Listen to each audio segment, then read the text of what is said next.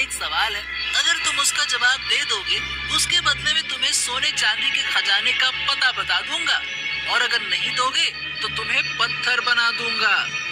भीमा उल्लू की बात सुनकर डर गया। जैसे ही वो भागने को हुआ, वो अपनी जगह से हिल भी नहीं सका। अब तुम यहाँ से मेरे सवाल का जवाब दिए बगैर नहीं जा सकते। भीमा अपने माथे का पसीना पोंछने लगा। ठीक है, पूछो। तो फिर सुनो, सवाल ये है कि एक तरफ तुम्हें एक हीरे से भरा हुआ जंगल दिया जाए, वहीं दूसरी तरफ तुम्हें एक दूसरा जंगल दिया जाए जो अंधेरे से भरा है। तुम बताओ, कौन सा जंगल लेना पसंद करोगे? मुझे नहीं पता था कि तुम इतना आसान सा सवाल करोगे। अरे जाहिर सी बात है कि मैं हीरों से भरा हुआ जंगल लेना पसंद करूंगा, और क्या।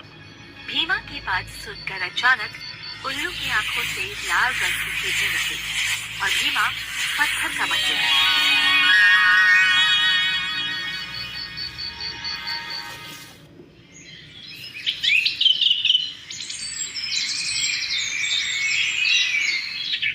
अगली सुबह सुंदर नगर का राजा विक्रम अपने महल में बेचैनी से टहल रहा था कि तभी उसकी पत्नी आकर उससे बोली। क्या हुआ जी? आपके चेहरे पे ये चिंता की लकीरें क्यों दिखाई दे रही है? अब तुम्हें क्या बताऊं रूपवती, कल दूसरे राज्य से मेरा एक गुप्तचर कोई संदेश लेकर मेरे पास आने वाला था। वो अभी तक मेरे पास नहीं पहुंचा। तभी राजा विक्रम का मंत्री दौड़ते हुए राजा विक्रम के पास आकर बोला। महाराज, महाराज, जिस बात का डर था वही हुआ। पहेलियां मत बुझाओ मंत्री, सीधे सीधे बताओ कि आखिरकार क्या हुआ है। महाराज, हमारे गुप्तचर भीमा को कल रात हमारे राज्य के कुछ नागरिकों ने उसी रास्ते से महल की ओर आते हुए देखा था, जिस रास्ते में वही नीम का घना पेड़ पड़ता है। ये सुनकर राजा विक्रम के चेहरे पर चिंता की लकीरें और दिखाई देने लगी। जाओ, सारे राज्य में ऐलान कर दो कि सभी राज्यवासी मेरे महल के सामने एकत्रित हो जाएं। मैं एक जरूरी ऐलान करना चाहता हूँ।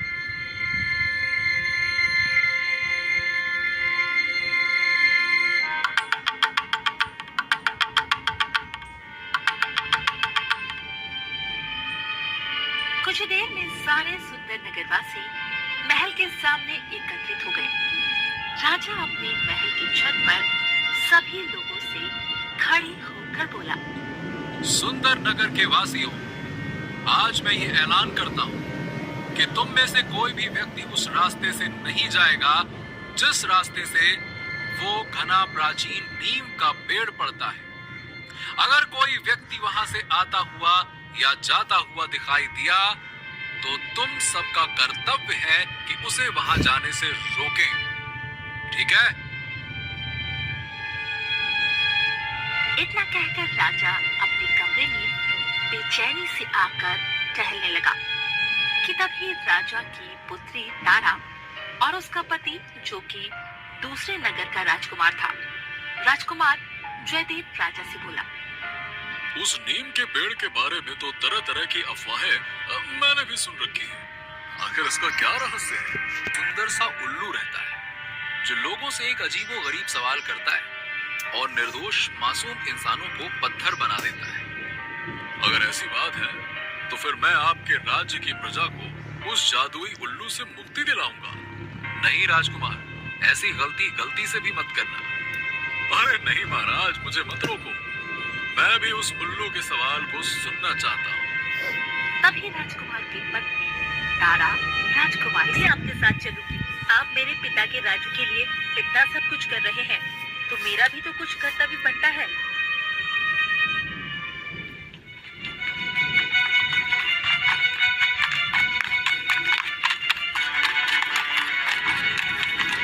राजकुमार जयदेव अपनी पत्नी तारा को लेकर दोपहर के समय उसी प्राचीन नीम के पेड़ के पास पहुंच गया। राजकुमार ने देखा उस पेड़ के पास एक बहुत ही सुंदर सा तालाब था। तभी उस तालाब के ऊपर राजकुमार को पत्थर की मूर्तियां तैरती हुई दिखाई दी। राजकुमार अपनी पत्नी तारा से बोला, मुझे लगता है ये वही मासूम निर्दोष इंसान है जिन्हें पत्थर बना दिया गया। राजकुमार ने इतना बोला ही था कि तभी उसके कानों में उसी उल्लू की आवाज टकराई।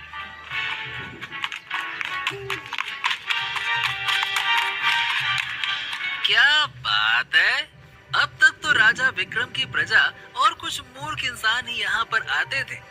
आज तो महाराज का दामाद और उनकी पुत्री स्वयं यहाँ पधारे हैं। क्या बात है। मैंने सुना है कि तुम यात्रियों से एक अजीबोगरीब सवाल करते हो और पत्थर बना देते हो उन्हें। हाँ, क्योंकि वो मेरे सवाल का जवाब नहीं दे पाते। अच्छा, पूछो, क्या सवाल पूछना चाहते हो? बड़े निडर हो राजकुमार, लगता है तुम्हें अपने ऊपर काफी भरोसा है। जादुई उल्लू ने राजकुमार और तारा से वही सवाल किया जो उसने भीमा से किया था। सवाल ये है कि एक तरफ तुम्हें एक हीरे से भरा हुआ जंगल दिया जाए, वहीं दूसरी तरफ तुम्हें एक दूसरा जंगल दिया जाए जो अंधेरे से भरा है।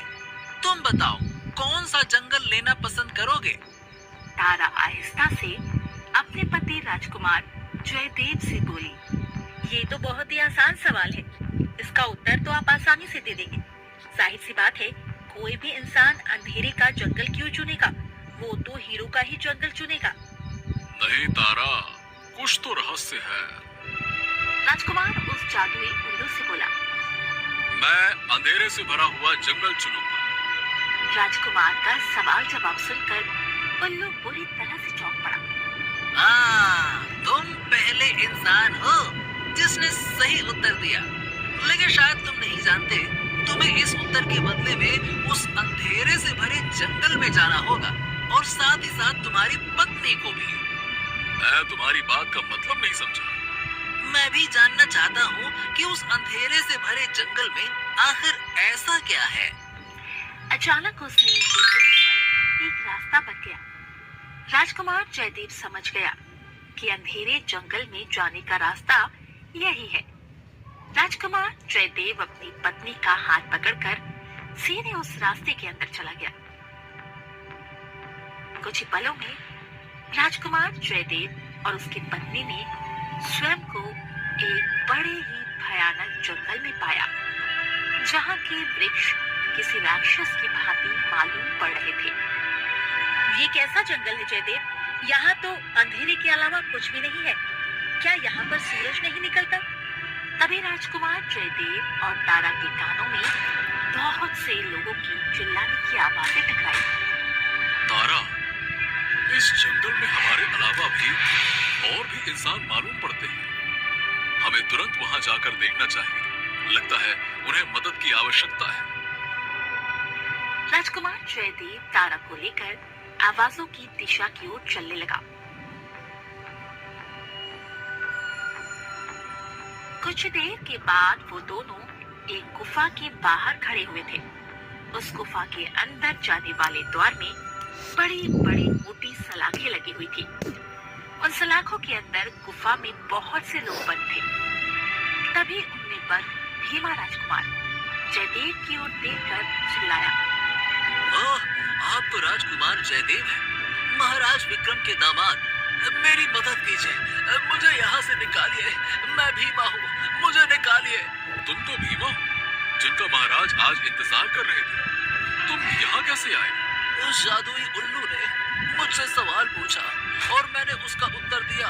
अचानक मैंने स्वयं को इस गुफा के अंदर पाया, जहाँ मेरी ही तरह और भी बहुत से इंसान बंद हैं। राजकुमार जयदेव ने अपनी तलवार से जैसे ही उन सलाखों को तोड़ने की कोशिश की, अचानक ही उनमें से बिजलियां निकलने लगी और राजकुमार जयदेव पीछे की ओर गिर गया। आप ठीक तो है? अचानक वो गुफा गायब हो गई और साथ ही साथ आवाजें भी। राजकुमार जयदेव और तारा ने अपने आप को एक सुंदर तालाब के किनारे पाया। तालाब के किनारे एक बूढ़ी औरत गुमसुम उदास बैठी हुई थी। उन दोनों को देखकर वो बूढ़ी औरत उदासी से बोली, लगता है तुमने उन सलाखों को तोड़ने की कोशिश की थी। तुम्हें कैसे पता? उन सलाखों को जो भी तोड़ने की कोशिश करता है वो यहीं पहुंच जाता है। आखिर इन सब का क्या रहस्य है? कहते हैं ये अंधेरे से भरा जंगल किसी समय बहुत ही सुंदर जंगल हुआ करता था। उस समय यहाँ पर एक जंगल की रानी वास करती थी, मगर एक दिन एक तांत्रिक बुरे इरादों से इस जंगल में आया। उसके जंगल में आते ही सब कुछ खत्म हो गया। तुम्हें अगर बाहर निकलना है और उन सबको आजाद करवाना है तो तुम्हें उस तांत्रिक को खत्म करना होगा। तो मुझे बताओ, वो तांत्रिक कहाँ मिलेगा? यहाँ से कुछ दूर एक बहुत ही पुराना खंडहर है। कहते हैं उसने अपनी पापों की नगरी वहीं पर बसा कर रखी है। मैं उसे खत्म कर दूंगा। ध्यान रखना, वो तुमसे एक सवाल करेगा, तुम जवाब नहीं देना, लेकिन तुम भी उससे कोई ऐसा सवाल करना जिसमें वो कुछ देर के लिए उलझ जाए। तुम्हें उसी मौके का फायदा उठाकर उस पर वार करना है। राजकुमार जयदेव बगैर देरी किए हुए तारा को लेकर उस पुराने खंडहर की ओर चलने लगा। कुछ देर बाद उन दोनों को एक पहाड़ी पर बना हुआ एक टूटा और पुराना खंडहर नजर आने लगा। क्या हमें उसके लिए अंदर जाना चाहिए? अगर हमें रहस्यों की परतों की गहराई में उतरना है और उन्हें सुलझाना है तो हमें खंडहर के अंदर जाना ही होगा। क्या उस बूढ़ी औरत की बात पर भरोसा किया जा सकता है? तारा, हमारे पास और कोई रास्ता नहीं है।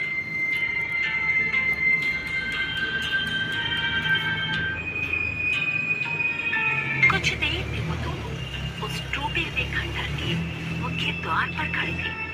राजकुमार जयदेव और तारा ने जैसे ही उस द्वार के अंदर प्रवेश किया, अचानक दोनों ने स्वयं को एक काल कोठरी के अंदर खड़ा हुआ पाया। उस काल कोठरी के अंदर एक व्यक्ति काले कपड़े पहने हुए बैठा हुआ था। लगता है तुम वही तांत्रिक हो। तांत्रिक हंसता हुआ बोला, काफी समझदार हो राजकुमार। क्या तुम मुझे जानते हो? तांत्रिक सब जानता है। राजकुमार जयदेव तांत्रिक को ललकारते हुए बोला, मैं तुम्हें इसी समय युद्ध के लिए ललकारता हूँ। लेकिन पहले मेरे एक सवाल का जवाब तुम दो। अगर तुमने उस सवाल का उत्तर दे दिया तो गुफा के अंदर सारे बंद इंसानों को मैं छोड़ दूंगा और इस अंधेरे जंगल में सूरज भी निकल आएगा। बोलो, कैसा सवाल? बताओ, इस आकाश में कितने तारे हैं?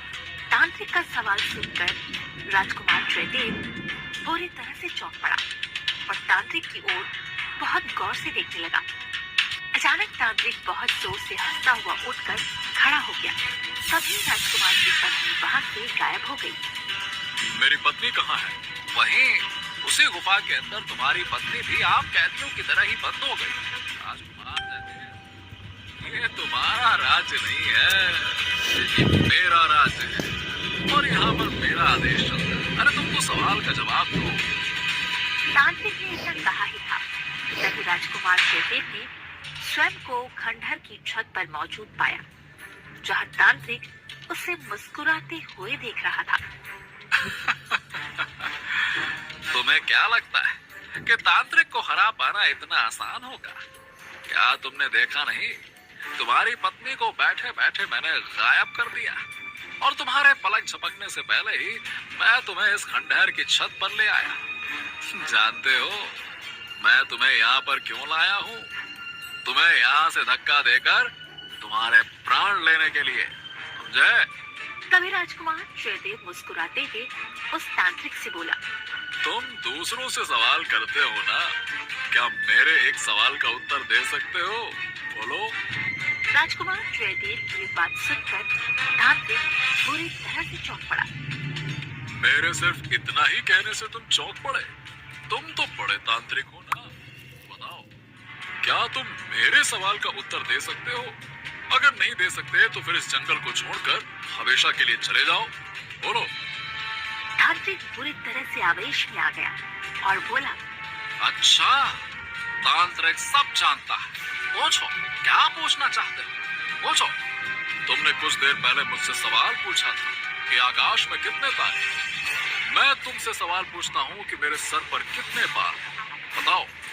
तांत्रिक जयदेव के बालों को बहुत ही गौर से देखने लगा। उसके देखने के अंदाज से ऐसा लग रहा था मानो कि वो जयदेव के बालों को गिनने का प्रयास कर रहा हो और बहुत ही जल्द उसमें सफल भी होने वाला हो। अचानक राजकुमार जयदेव ने अपनी तलवार निकालकर उस तांत्रिक के ऊपर वार कर दिया।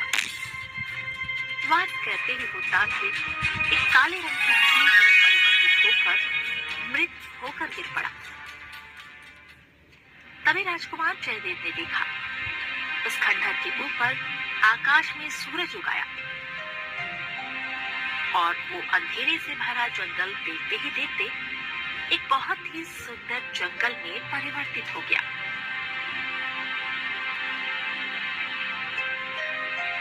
अगले ही पल राजकुमार जयदेव ने स्वयं को उसी नीम के पेड़ के पास खड़ा हुआ पाया जहां पर तारा और वो सारे लोग मौजूद थे जो कि उस गुफा के अंदर बंद थे। कुछ ही देर में वो उल्लू उड़ते हुए राजकुमार के पास आकर खड़ा हो गया और वो एक सुंदर स्त्री की तुम्हारा बहुत बहुत धन्यवाद राजकुमार। मुझे विश्वास था कि तुम उस अंधेरी जंगल को पार करके उस तांत्रिक तक जरूर पहुंचोगी। एक बात समझ में नहीं आई कि यहाँ पर एक तालाब बहता था, वो कहाँ गया? और वहीं दूसरी बात, तुम तो इंसानों को पत्थर बना देती थी, फिर वो सब उस अंधेरे जंगल में बंदी कैसे बन जाते थे? यहाँ के लिए वो लोग पत्थर के बन जाते थे, लेकिन उनकी आत्मा उस अंधेरे जंगल की गुफा में कैद कर दी जाती थी। तुम्हें जो उस सुंदर तालाब के पास बूढ़ी औरत मिली थी, वो औरत मेरी माँ थी। राजकुमार जयदेव उसकी बात सुनकर पूरी तरह से चौंक पड़ा। बरसों पहले उस तांत्रिक ने मुझे अपने सवालों में उलझाकर मुझे उल्लू बना दिया और मेरे जंगल पर कब्जा कर लिया।